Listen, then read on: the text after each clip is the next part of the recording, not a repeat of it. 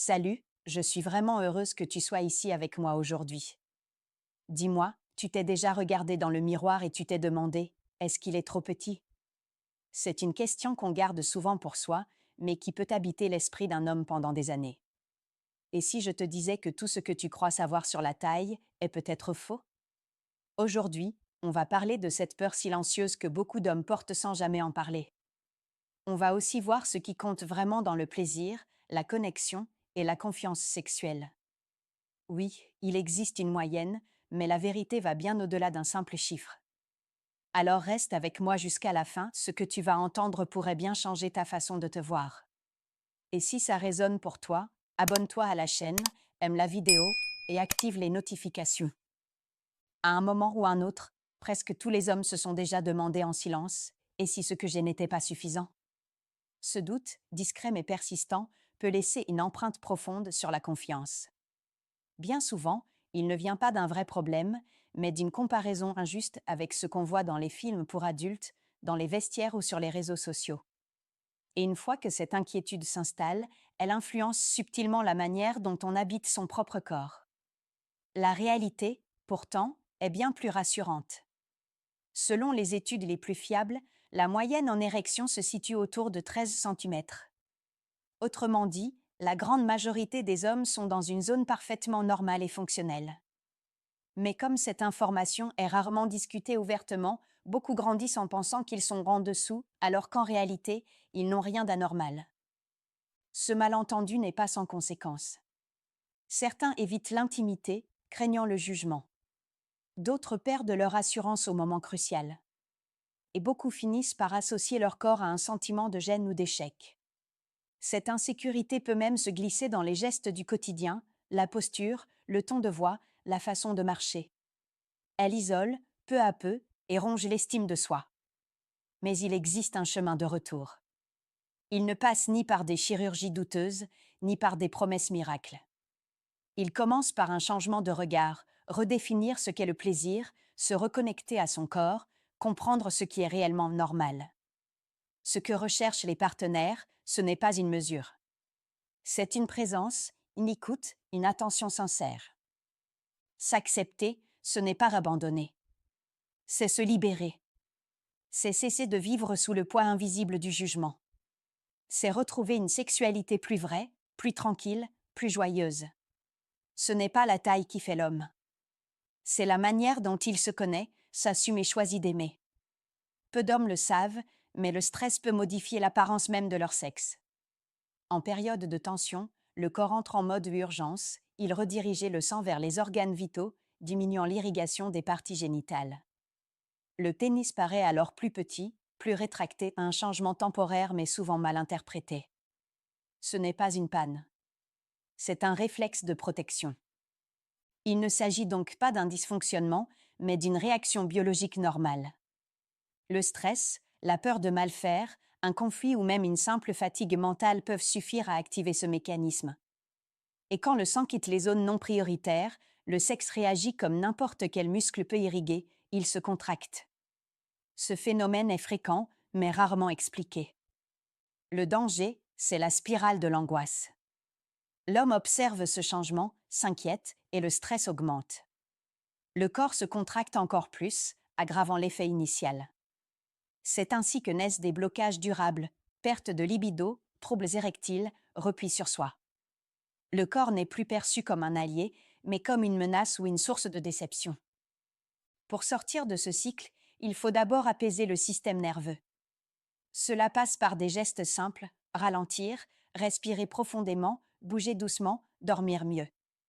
Réduire les écrans, retrouver un rythme régulier, créer des rituels de calme, tout cela crée un environnement interne de sécurité.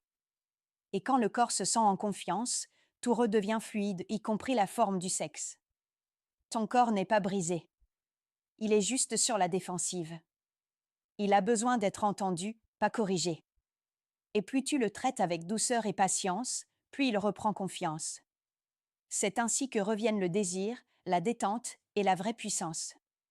Pas celle qui impressionne, mais celle qui se ressent de l'intérieur.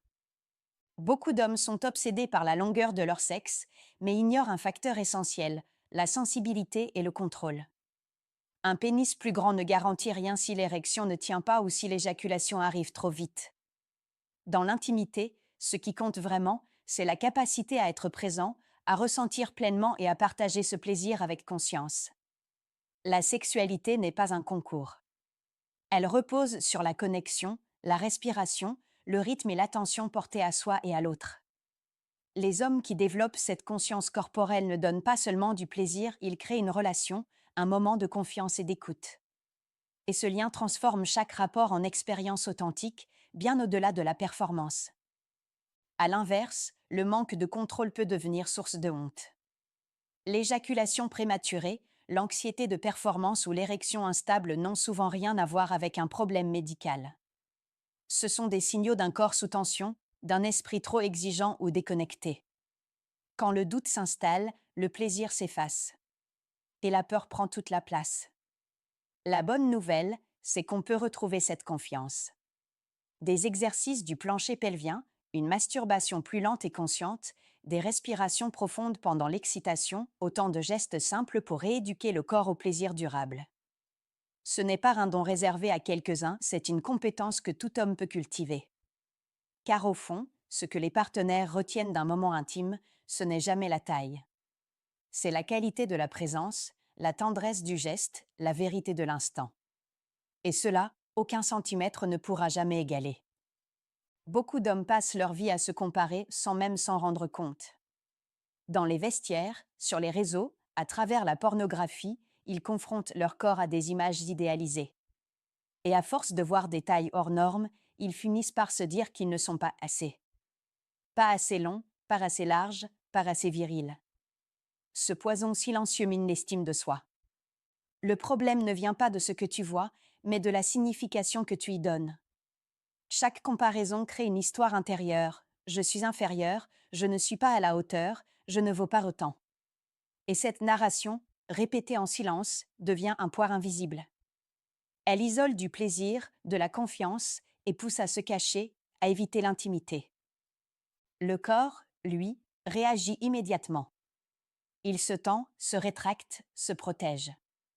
Certains hommes constatent même une réduction physique du pénis en période de stress intense, ce n'est pas une illusion. C'est une réponse nerveuse normale.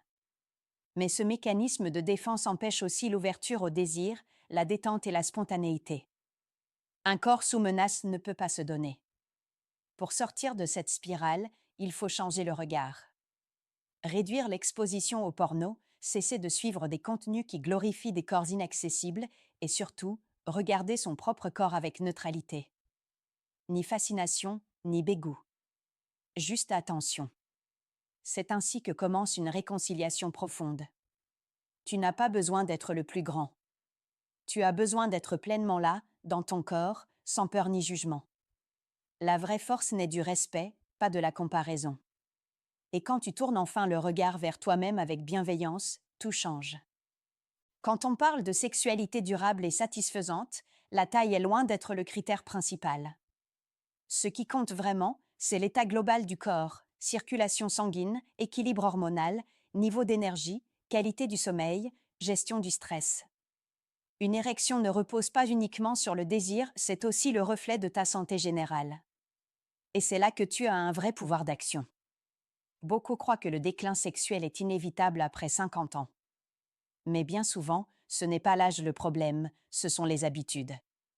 Trop de sucre, pas assez de mouvement, stress chronique, ni courte, excès d'alcool, tout cela épuise le système. Et quand le corps est dépassé, il coupe ce qui lui semble non essentiel. La libido baisse, mais cela peut être inversé. Les troubles de l'érection sont souvent des signaux d'alerte, par une fatalité. Et il n'est pas toujours nécessaire de passer par des médicaments. Marcher tous les jours, mieux manger, dormir davantage, réduire le stress, ces gestes simples déclenchent un véritable renouveau physiologique. Le corps, même usé, sait se réparer quand on lui en donne la chance. Il n'est pas nécessaire de tout bouleverser d'un coup. Un seul changement à la fois suffit, bouger 20 minutes, s'hydrater davantage, se coucher un peu plus tôt. Ces micro-actions réactivent peu à peu les circuits du désir. Et quand le corps se sent soutenu, il retrouve naturellement son élan. Ce n'est pas de la magie, c'est de la biologie. Et c'est accessible à tous. Car au fond, une sexualité épanouie ne dépend ni d'un âge ni d'une taille. Elle dépend d'un corps respecté, écouté, bien nourri. Quand tu prends soin de ta santé, la confiance revient. Et cette fameuse question de la taille? Elle cesse simplement d'exister. Pendant des années, on a fait croire aux hommes que leur virilité dépendait de leur taille. Que pour être désiré, il fallait impressionner, dominer, mesurer plus. Mais ce que tu viens d'entendre ici t'a peut-être montré autre chose, que la vraie force ne se trouve pas dans les centimètres, mais dans la manière dont tu habites ton corps, dont tu prends soin de toi et dont tu te connectes sincèrement à l'autre. Si tu es resté jusqu'à la fin, c'est que tu cherches des réponses profondes, pas des illusions. Et rien que ça, c'est une forme de courage. Tu n'as rien à prouver. Tu as juste à te retrouver sans honte. Si cette vidéo t'a parlé, laisse un commentaire, un like et abonne-toi à la chaîne. Tu n'es pas seul et ton chemin de transformation commence ici.